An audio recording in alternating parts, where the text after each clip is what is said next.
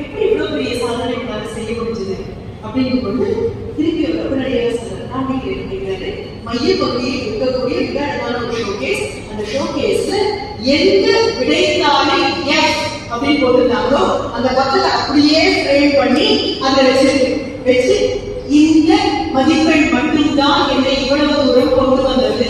இந்த மதிப்பெண் உன்னால் முடியாது. After all, you are son of a horse trainer. How can you dream of owning a ranch? நான் என்னுடைய இந்த பெரிய பயிற்சி கடை எப்படி இருக்கும்,